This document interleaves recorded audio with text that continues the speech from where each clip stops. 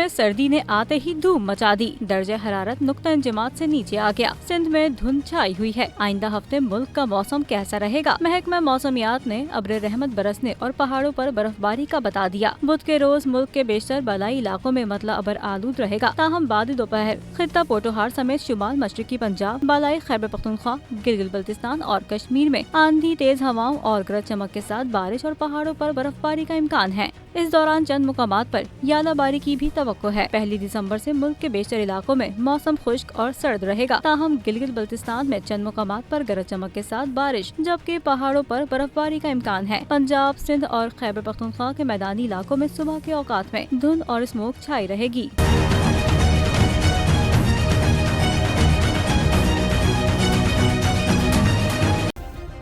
Subscribe करें और bell दबाएं ताकि कोई खबर रह न जाए।